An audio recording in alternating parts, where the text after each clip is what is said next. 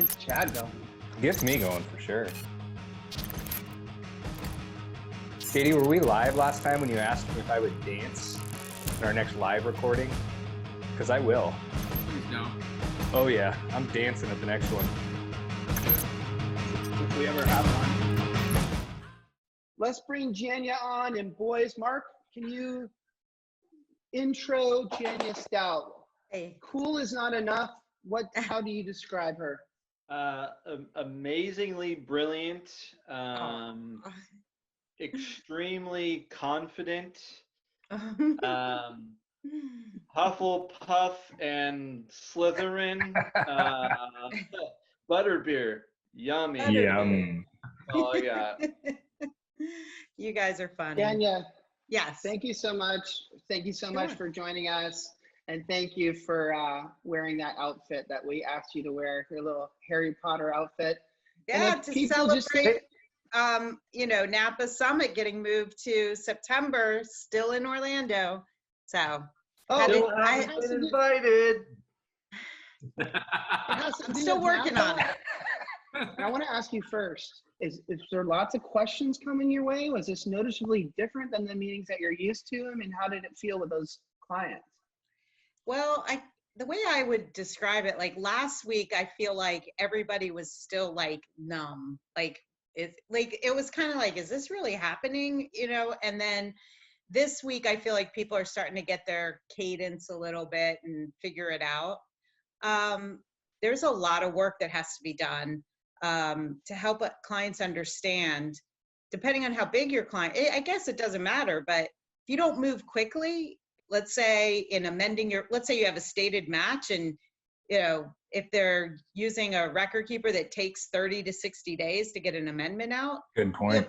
Our largest client, it's going to cost them $1 million per payroll to wait to take the match off the table. So, and you know what I think the misconception is too, is you might say to yourself or think like, well, these big clients that Jania's working with, surely they can weather this kind of downturn in this economic thing. And the reality is the first calls that I've gotten are from our biggest clients, because when you're a big client and you're looking at losing 30% of your revenue in the course of 14 days, it's a big deal for them. Like, they've got to get around that conference room and make some serious decisions very, very fast. Right. I would argue it's the smaller companies that can actually kind of bear it a little better for the first part. So I noticed that.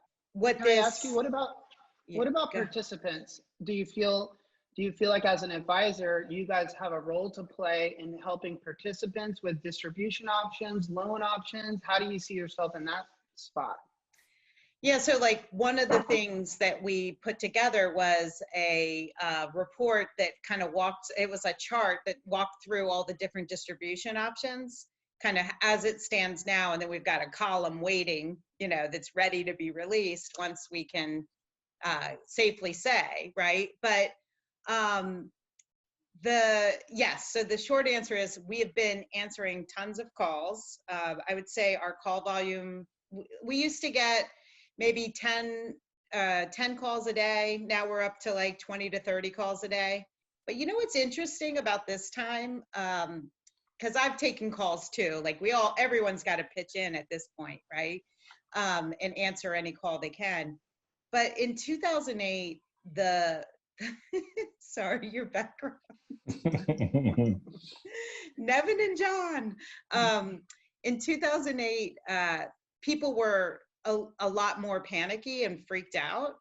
And I feel like now the questions we're getting are people are asking us what stocks they should buy. Like, it's so different. I mean, not that we give advice on purchasing stocks. I'm just saying, like, we're not getting as much fear as we are getting opportunity. I'm not saying every call is like that, but I'm noticing a bigger push into this is a buying opportunity than anything else.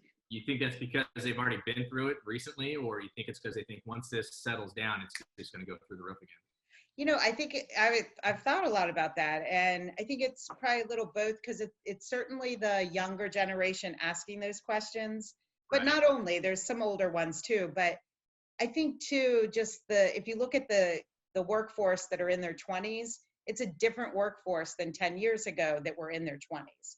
Now we're all technology focused. They've seen Facebook, they've seen these companies that made billions, and now they want in on that same kind of deal somehow. You know, like, I think there's a bigger entrepreneurial spirit than there ever has been.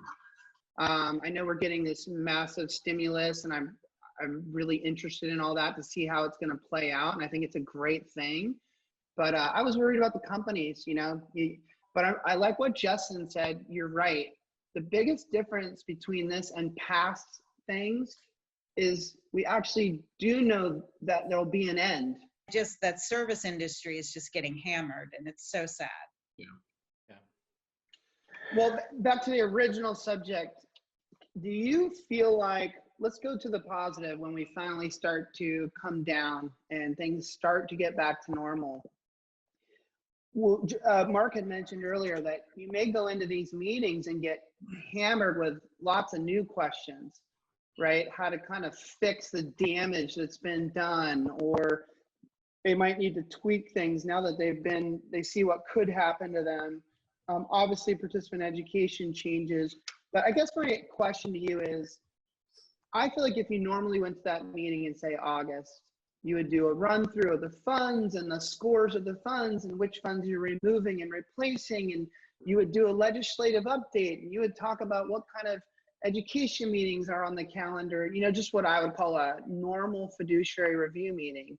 Right. Do you think because of what we've been through at that point, that meeting changes a lot? The agenda to that meeting is different than it was going to be?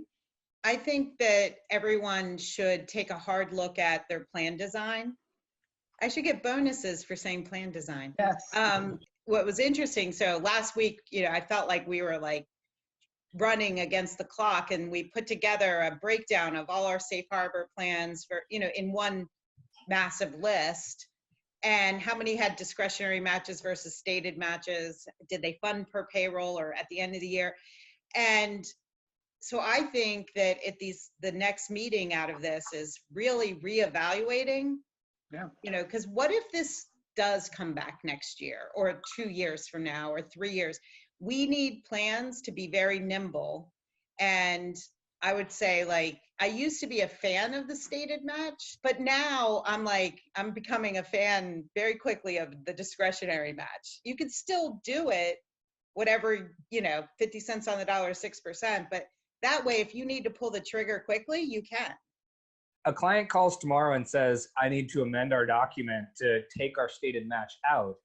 We're going to guide them, make sure it's right for them, but it's a 1 hour turnaround if it's that much of an emergency that we can create that amendment and get it back in their hands.